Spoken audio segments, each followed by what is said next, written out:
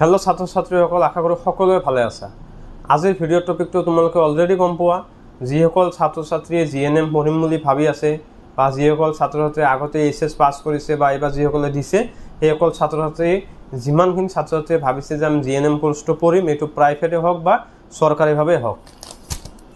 এতিয়া প্ৰাইভেট চৰকাৰী বুলি কোনো কথা নাহে কাৰণ যেটো প্ৰচিডিউৰ দিছে শ্ৰীমন্ত শংকৰদেৱ ইউনিভাৰ্চিটিয়ে এটো কেৱল অসমৰ বাবে এতিয়া বাহিৰৰ স্টেট বিলাকৰ কথা মই কব না যাও। তো অসমৰ যিসকল ছাত্ৰ ছাত্ৰীয়ে প্ৰাইভেটত পঢ়িবা বা চৰকাৰীভাৱে পঢ়িবা সেইসকলৰ বাবে এই নোটিছটো মই বিশেষকৈ চৰকাৰী বিলাকৰ কাৰণে আজি আলোচনাটো কৰিম। ঠিক আছে, যিসকল ছাত্ৰ ছাত্ৰীয়ে ভাবিছে যে আমি চৰকাৰীভাৱে 1 টকা খৰচ নকৰাকে বা ফ্ৰীতে আমি জিএনএম কোৰ্সটো পঢ়িব বিচাৰো সেইসকলৰ কাৰণে এটা প্ৰত্যেক বছৰে এক্সাম পাতে। কোনে পাতে এটো অসম চৰকাৰে পাতে। কা থ্ৰুদি পাতে? Srimanta Sankardev university and health সায়েন্সৰ থ্ৰুদি পাতে আৰু তোমালোকে নোটিছটো ডাইৰেক্ট ওয়েবসাইটৰ পৰা ডাউনলোড কৰিব পাৰিবা। এতিয়া যেহেতু জিএনএমৰ বিষয়ে বহুত কেইটা ভিডিও আছে বা কি প্ৰসেস কৰিব লাগিব সকলোখিনি আছে। তোমালোকে চেনেলৰ প্ৰত্যেকটো ভিডিও অলপ কি কৰি চোৱা, তাতে স্ক্ৰল কৰি চোৱা, তাতে সকলো ধৰণৰ প্ৰশ্নৰ উত্তৰৰ ভিডিওসমূহ পাই যাবা। এতিয়া মই মেইন টপিকত আহো, এই এক্সামটোৰ বিষয়ে আলোচনা কৰিম। এই এমডব্লিউ, ঠিক আছে, এই এক্সামটোৰ নাম হ'ব জিএনএমডব্লিউ অৰ্থাৎ জিএনএম এন্ট্ৰেন্স এক্সাম। এই এক্সামটো মই আগতে কৈছো কোনে পাতি আছে Srimanta Sankardev university and health science. আৰু এই এক্সামটোৰ অনলাইন কৰিব লাগিব। প্ৰথমতে কিবা এটা পইচা দি অনলাইন কৰিব লাগিব। যদিও ফ্ৰীত কোৰ্সটো পঢ়িব লাগে তেতিয়া হলে ৰিফান্ডেবল পইচা নহয়, এটো কিবা এটা এমাউন্ট দি তোমালোকক এপ্লাই কৰিব লাগিব আৰু এপ্লাই কৰাৰ পিছত পৰীক্ষা দিব লাগিব। পৰীক্ষা দিয়াৰ পিছত পাছ কৰিলেহে তোমালোকে চৰকাৰী কলেজবিলাকত চান্স পাবা।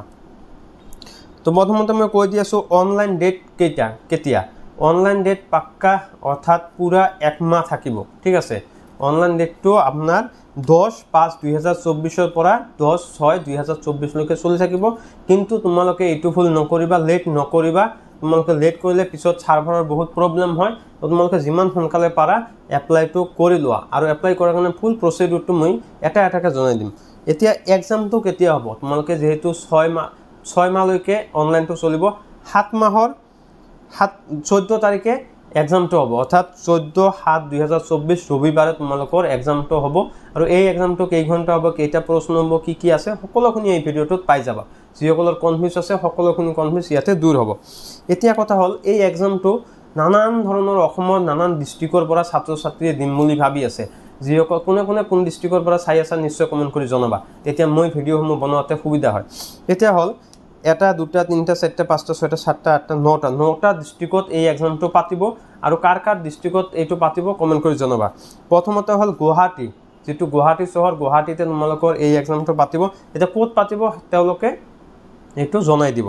তাৰপিছত ডিব্ৰুগড় ডিস্ট্ৰিক্টত এইটো পাতিব, শিলচৰত পাতিব, যোৰহাটত পাতিব, বৰপেটা পাতিব, তেজপুৰ, ডিপু, লখিমপুৰ আৰু কোকৰাঝাৰ ডিস্ট্ৰিক্ট, এইকেইটা ডিস্ট্ৰিক্টত তোমালোকৰ এক্সামসমূহ পাতিব। ঠিক আছে, এইটো কাৰ ডিস্ট্ৰিক্ট পৰা কমেন্ট কৰি জনাবা। তো মই ভিডিওত মই স্ক্ৰিনত দি দিছো এইকেইটা ডিস্ট্ৰিক্টত পাতিব, তোমালোকে চাই লোৱা।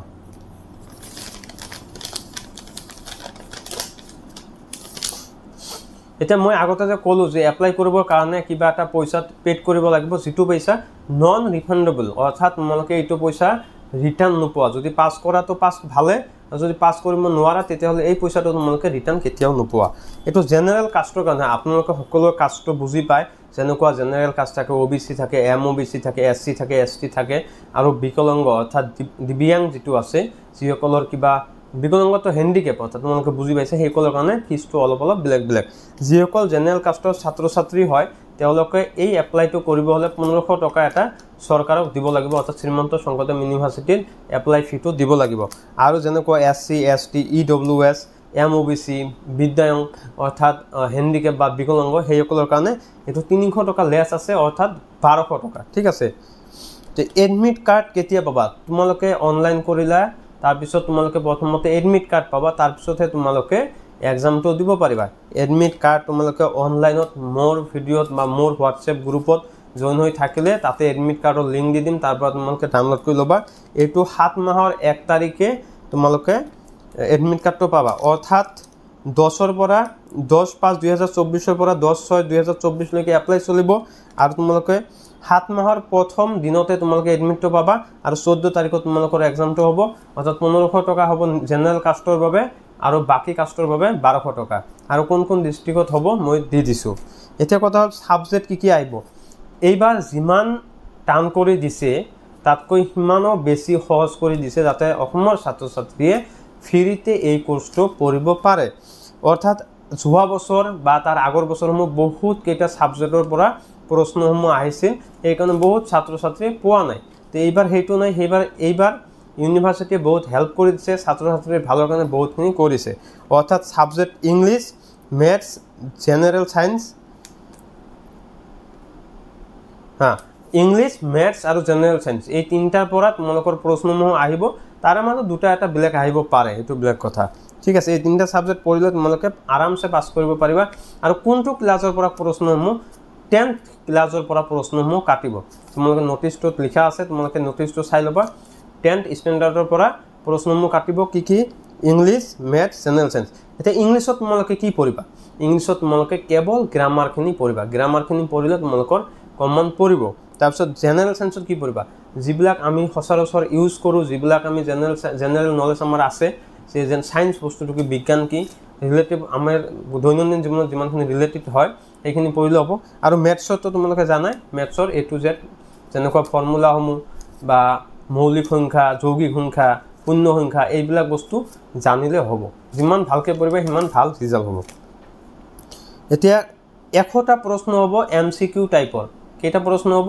100টা আৰু 100টাত কোনো ধৰণৰ নেগেটিভ মাৰ্ক নাথাকে আৰু কোনটো সাবজেক্টৰ পৰা কিমান নম্বৰ আহিব এটো মই জনাই দি আছো ইংলিশত আহিব 50 মাৰ্ক অৰ্থাৎ গ্ৰামাৰটো বহুত বেছি ভালকে পঢ়িব লাগিব ম্যাথছত 25 থাকিব জেনাৰেল সায়েন্সত 25 থাকিব আৰু মই এটা কথা কওঁ যে এই এক্সামটো তোমালোকৰ যেটো ইংলিশ এটো কেৱল ইংলিশত হ'ব ইয়াতে কোনো ধৰণৰ এছামিছত এক্সাম নহয় আৰু এদিনে হ'ব তিনটা এক্সাম আৰু বাকি দুটা তোমালোকৰ এছামিছ বা ইংলিশ মিডিয়াম অৰ্থাৎ দুয়োটা মিডিয়ামতে তোমালোকে কোৱেশ্চনসমূহ পাবা আৰু তোমালোক ওমৰ শীটটো ফিল আপ কৰিব লাগিব কোনটো শুদ্ধ আনসাৰ তাৰ পিছত টাইম কিমান থাকিব টাইম থাকিব 100 মাৰ্কৰ বাবে 3 ঘণ্টা তোমালোকে ইমান ইজি পাইছা এবাৰ সৰকাৰিভাৱে পাস কৰাৰ কাৰণে একেবাৰে ইজি প্ৰসেস ঠিক আছে যে টাইমটো হল 10টাৰ পৰা 1টা বজালৈ ৰাতিপুৱা 10টাৰ পৰা দুপৰীয়া 1টা বজালৈ আৰু বয়সৰ ক্ষেত্ৰত আছে 17 বছৰৰ পৰা 35 বছৰ